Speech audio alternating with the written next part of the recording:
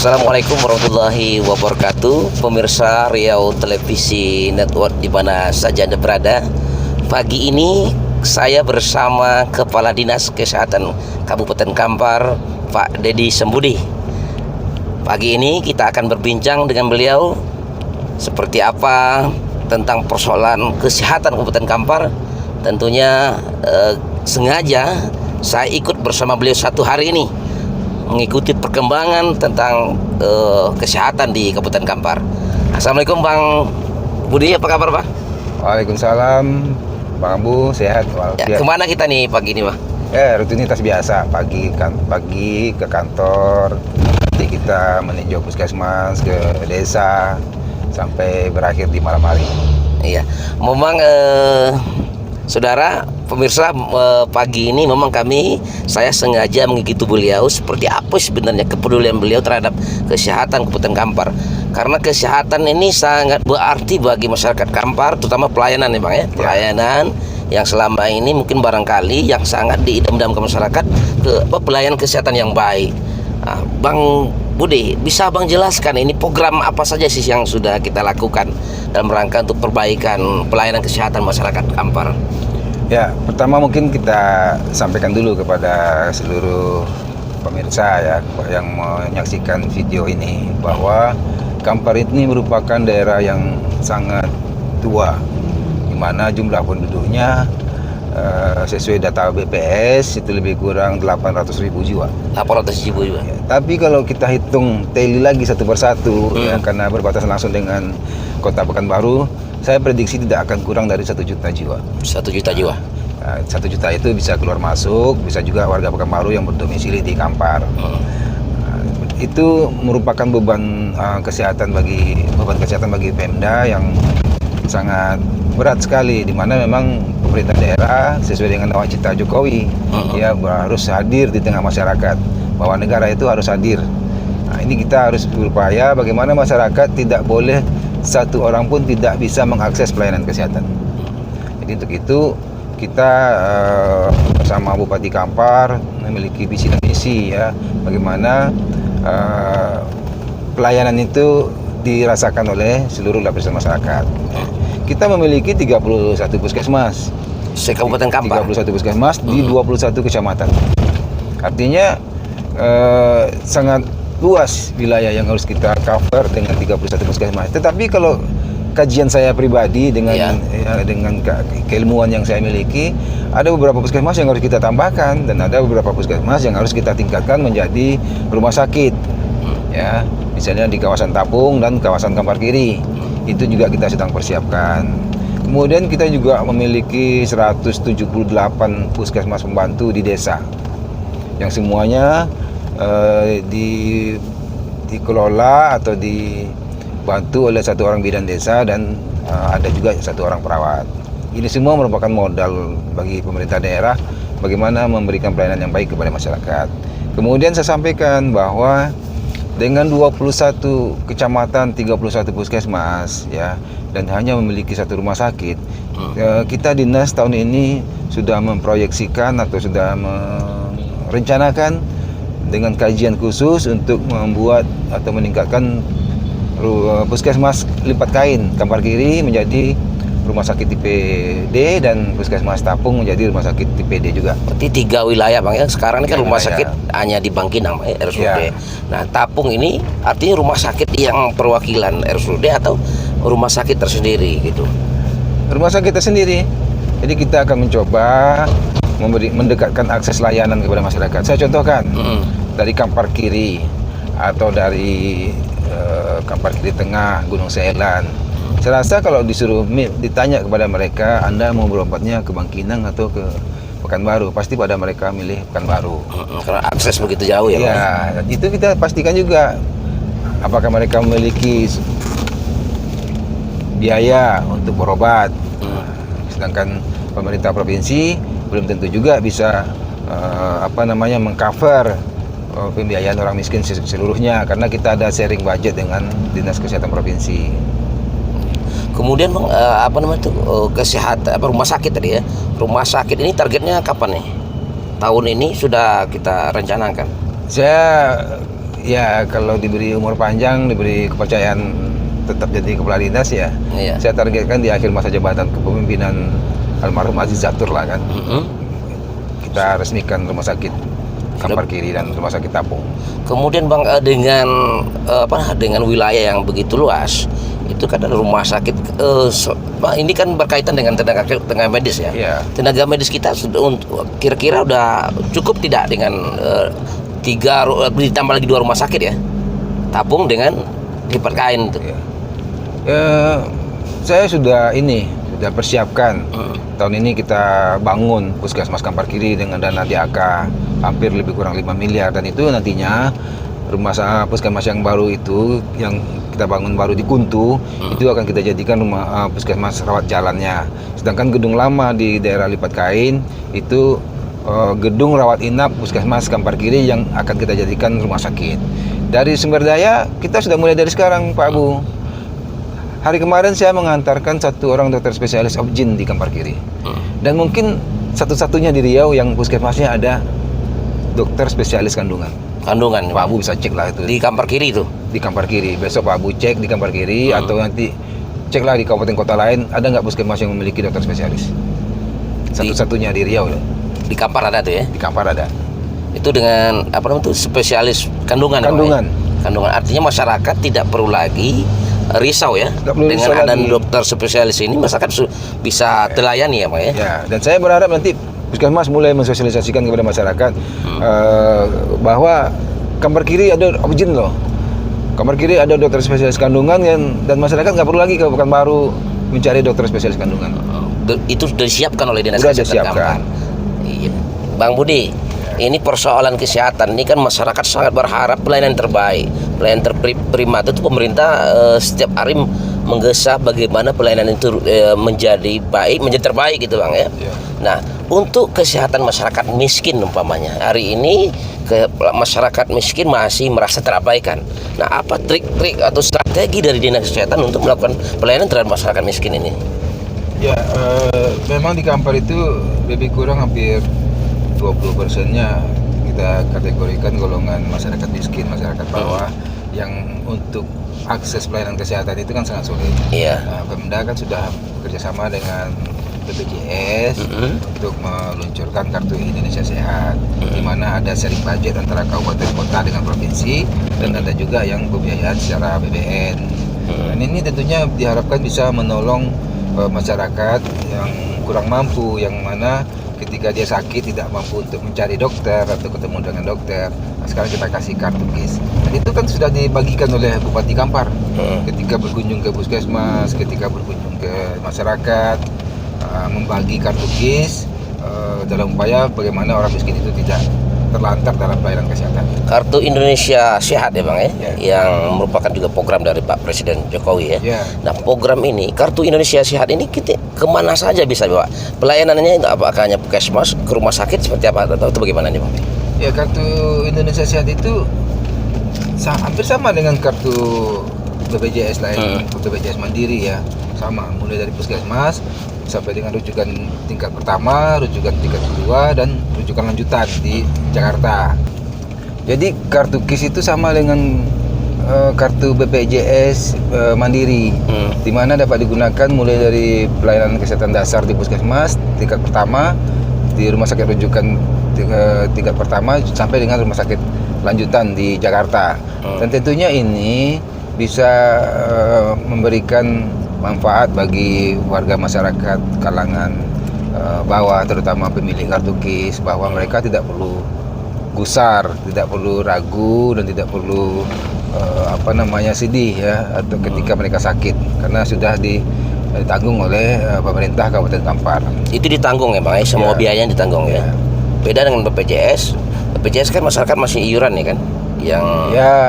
Jadi ada BPJS itu ada yang biaya mandiri. Kalau yang iuran itu dia namanya BPJS Mandiri. Kalau ini kan peserta penerima upah ini iuran itu ditanggung oleh pemerintah daerah. Terus gue ini Bang, masyarakat yang kurang mampu yang masih menggunakan BPJS gitu kan, mereka nggak mampu nih, tapi menggunakan BPJS harus iuran nih. Ada enggak nih strategi pemerintah memindahkan mereka kepada yang ke KIS itu? Oh, kita sudah sampaikan ke dinas sosial, ya. Dan kita juga sampaikan kepada seluruh camat. Silakan mereka mengajukan calon peserta yang diperoleh dari pendataan mereka di desa atau di kecamatan. Tahun kemarin ada 3.000 peluang kartu KIS yang tidak bisa kita manfaatkan. Kenapa? Karena memang data dari desa, data dari kecamatan tidak sampai ke kita, sehingga dana untuk itu pun terpakai oleh BPJS. Nah, ini kan sebenarnya rugi bagi kita di Kampar untuk tidak bisa memanfaatkan kartu tadi, hanya masalah data. Jadi kita harus memiliki data yang akurat sehingga alokasi untuk kartu KIS tadi bisa kita manfaatkan secara maksimal. Sekarang udah berapa orang bang yang menikmati kartu KIS ini di Kampar? Data yang abang terima hari ini berapa orang?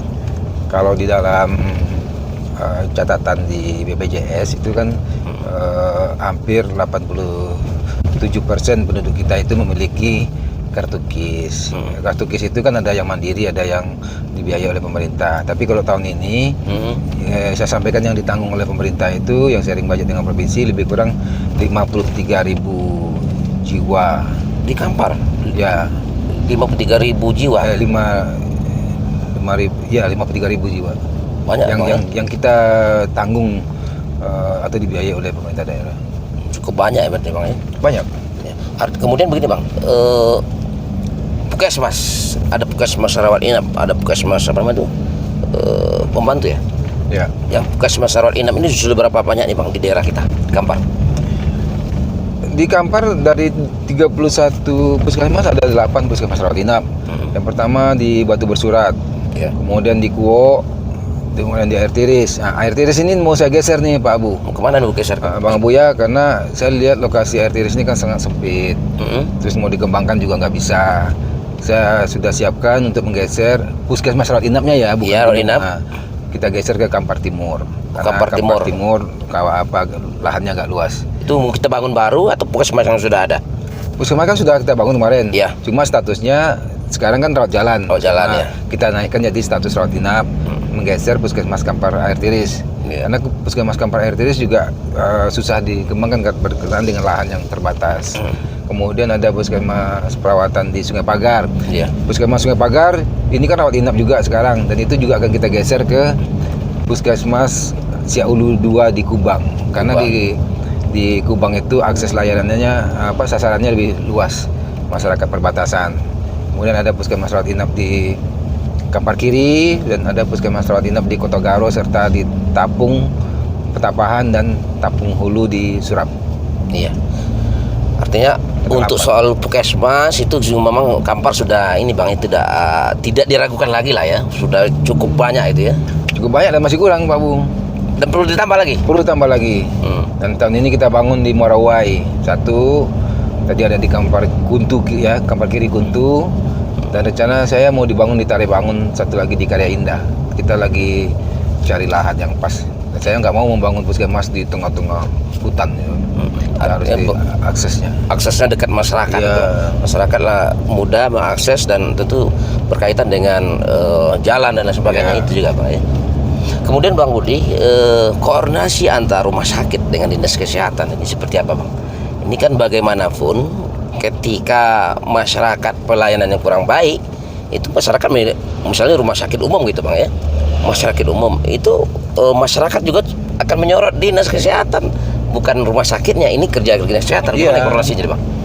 Ya, rumah sakit itu kalau saat ini kan berdiri sendiri, tapi pembinaannya tetap dari dinas kesehatan, dan kita sama-sama melihat sekarang bahwa rumah sakit selalu berbenah.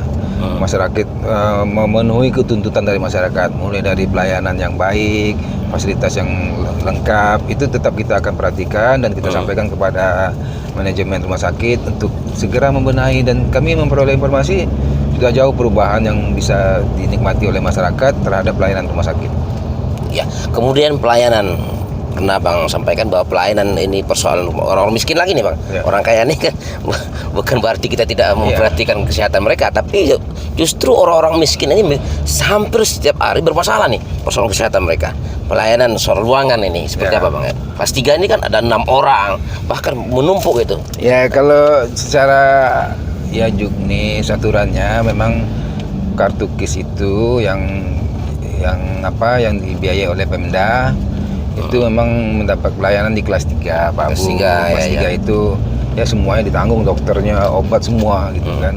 Tapi seandainya kalau boleh saya menyampaikan ide-ide kepada kita semua ya, mungkin pada pengambil kebijakan, bahwa alangkah baiknya peserta kartu KIS PBI kelas 3 ini kita berikan pelayanan kelas 1 ya, sama dengan peserta mandiri lainnya, sehingga mereka merasa diperhatikan dan dilayani dengan baik. Kalau sekarang kan satu kamar bisa 4 atau 5 orang, 3 sampai 4 orang satu kamar.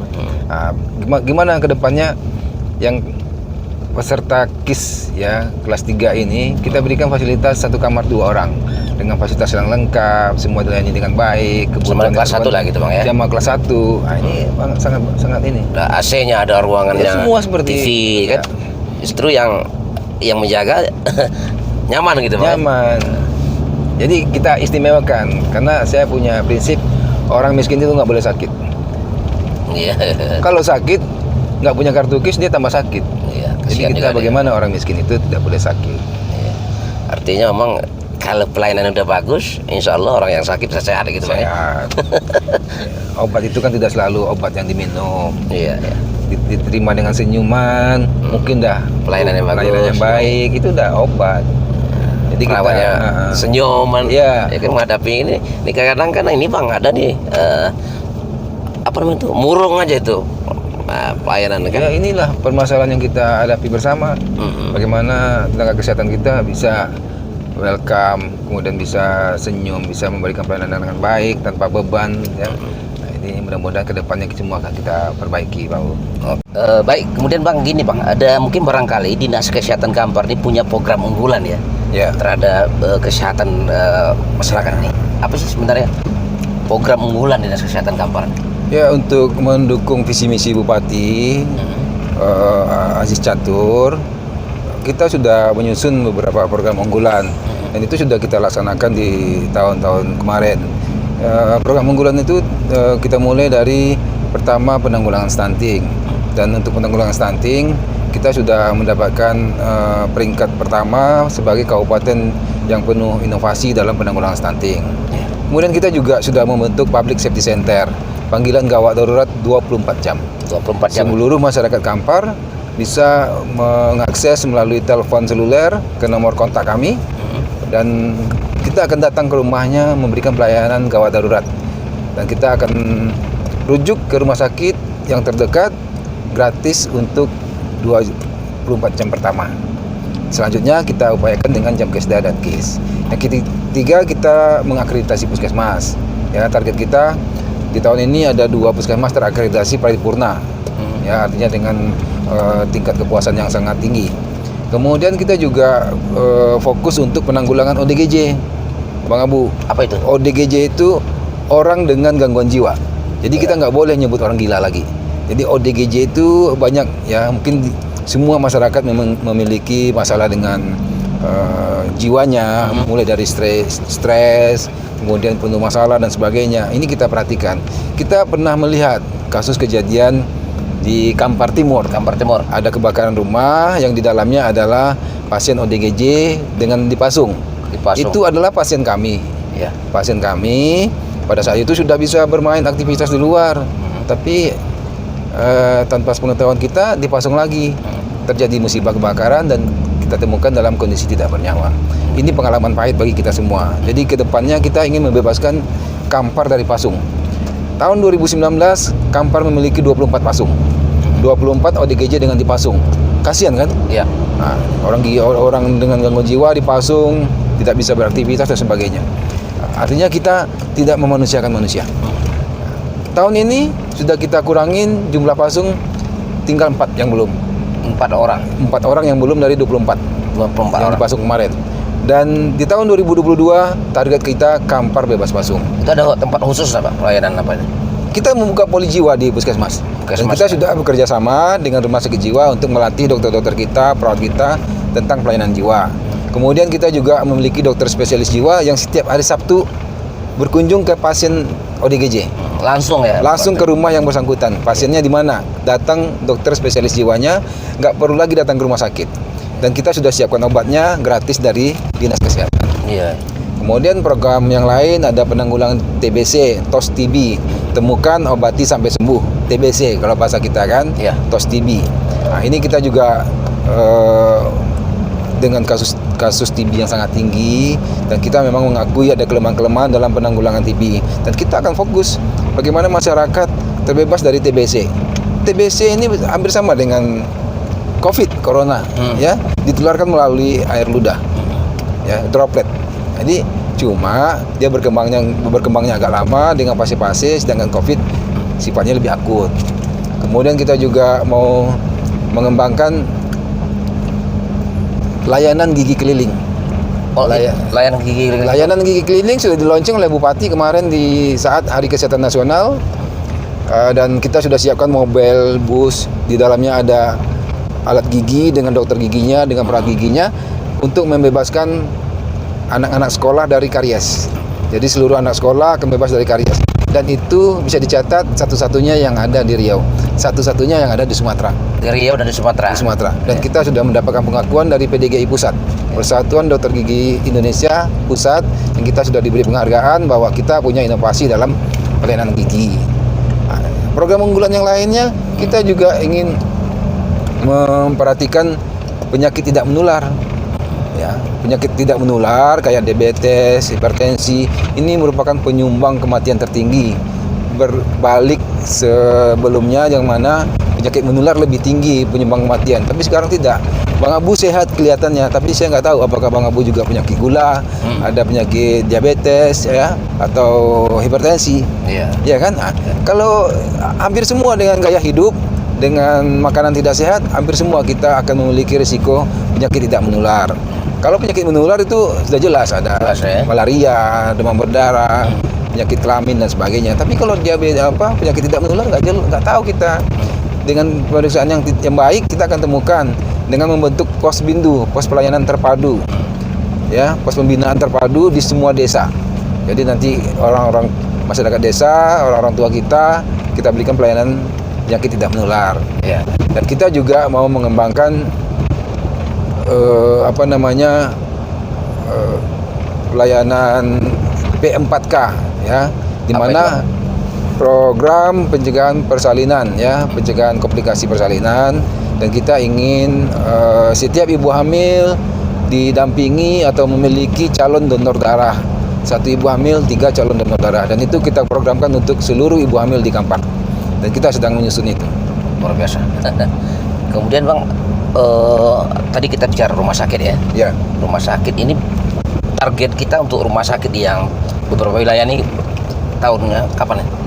Tadi Bang Abu lihat kan yang kita kunjungi tadi, Puskesmas Tapung Hilir, ya, itu merupakan cikal bakal rumah sakit TPD di wilayah Tapung. Dan tadi juga banyak pasien yang dirawat, dan saya juga bertemu dengan keluarga, dan saya tanya bagaimana kalau saya bangun rumah sakit. Mereka antusias karena mereka merasa dilayani oleh pemerintah, menegakkan pelayanan kepada masyarakat. Dan tahap sekarang kita sedang menyusun dokumen. Saya sedang menyusun dokumen bagaimana rumah sakit TPD ini di tahun depan sudah harus berjalan. Kampar Kiri dan Tapung. Berarti 3 wilayah ya. Ya. Kemudian ini Bang Budi ini kan sama Bupati beberapa bulan terakhir ini saya perhatikan sibuk pembagian ambulan desa. Ini targetnya berapa? Apakah setiap desa 1 ambulan atau bagaimana? Ya, salah satu visi misi Bupati tadi kan ada mendekatkan pelayanan. Ya, kita terjemahkan dengan menyerahkan bantuan keuangan khusus ambulan kepada semua desa. Dan sampai hari ini sudah tercatat 140 desa yang memiliki ambulan. 141 desa. Tujuan kita memberikan ambulan adalah salah satunya menekan angka kematian ibu. Menekan angka kematian ibu, memudahkan pelayanan rujukan, dan tentunya memberikan pelayanan kesehatan yang terbaik bagi masyarakat Kampar. Sekarang sudah berarti pada tahun berikutnya tetap nih, ambulan ini tetap nih, program ini tetap. Tetap. Kan Jadi, 251 desa ya. Ya, 250 desa dan yang sudah diserahkan 140. Kita berharap di masa jabatan terakhir nanti, di tahun terakhir, seluruh desa sudah dapat ambulan. Ya. Kalau Puskesmas di desa Bang, karena apa namanya itu Pustu ya? Pustu. Pustu ini gimana nih target kita nih untuk desa? Di desa dari 250 desa kita baru memiliki 178 puskesmas pembantu. Dalam kondisi ada yang rusak, ada yang baik. Dan kedepannya memang di waktu yang dekat kita akan membangun beberapa pustu, dan target kita mungkin tidak bisa akan tercapai di akhir masa jabatan semua desa harus ada pustu. Tapi paling tidak kita sudah berbuat lebih baik lah bagaimana kita bisa membangun puskesmas pembantu di setiap desa. Kalau Puskesmas pembantu itu ada bidan berarti ya? Ada bidan, ada perawat. Ada perawat. Nah sekarang nih yang rata-rata apakah desa itu sudah punya bidan atau gimana? Dari 250 desa, saya kemarin mendapatkan laporan ada memang 7 desa yang tidak ada petugasnya. Kita sedang carikan solusinya, mudah-mudahan ada 7 desa di sekitar Kampar Kiri dan daerah Air Tiris kalau nggak salah kemarin. Dalam waktu dekat akan kita berikan petugas yang baru. Ya. Baik Pak Kadis, ini persediaan obat. Bagaimana kesediaan obat kita untuk di Kampar ini seperti apa? Ya, dalam sistem kesehatan nasional kita ya sudah kita susun bahwa salah satu komponennya adalah logistik. Logistik itu termasuk ketersediaan obat. Kesediaan obat. Ya, di Kampar, insya Allah untuk ketersediaan obat sangat-sangat cukup. Ya, kita menjamin obat di instalasi farmasi kita dalam kondisi yang baik, terjaga dan layak dipakai oleh tenaga medis kita di puskesmas untuk diberikan kepada masyarakat. Ya, kemudian ini ada beberapa informasi di media sosial, bahkan media obat expired gitu. Gimana ceritanya nih Bang Budi? Ya, memang penggunaan atau pemakaian obat itu tidak akan terlepas dari masa guna obat atau namanya expire ya, expire date ya. Ya, kita maklumi, kita juga, saya nggak boleh membela diri juga ya kan. Iya. Kalau ditemukan di puskesmas ada yang expire, tetapi paling tidak saya sudah berbenah. Setiap ada pengadaan kontrak baru, pengadaan obat, saya sudah sampaikan bahwa minimal expire-nya 2 tahun ke depan. 2 tahun ke depan. Dalam bunyi kontrak itu. Dan itu sudah dijamin. Dan kita juga sudah lihat kan, saya ngundang DPR, saya ngundang media untuk hadir di dalam gudang obat saya. Silakan Anda cek gudang obat. Jadi untuk informasi ada yang expire di puskesmas, ya saya tidak mungkiri, tetapi bisa saja karena kelalaian dalam pengelolaan obat. Ya maklum saja karena SDM kita yang kurang, tapi saya berjanji kepada seluruh masyarakat Kampar, saya ingin memberikan obat yang terbaik untuk masyarakat Kampar. Berarti kedepannya ini akan diperbaiki. Iya, akan kita perbaiki. Ya, kemudian Bang, ini masih COVID-19 ya, COVID-19 ini kan? Ya. Nah, ada persoalan vaksinasi ini. Target kita di Kampar seperti apa Bang? Sekarang sudah seperti apa? Kampar itu termasuk 97 kabupaten kota se-Indonesia yang mendapatkan vaksin pertama. Iya. Kampar mendapat vaksin 2.400 untuk tahap 1 dan tahap 2. Jadi dari 2.400 itu diperuntukkan untuk tahap pertama ini untuk tenaga kesehatan saja dulu. Tenaga kesehatan. Dan sampai hari ini kita sudah vaksin 1.370 orang atau lebih kurang 56%.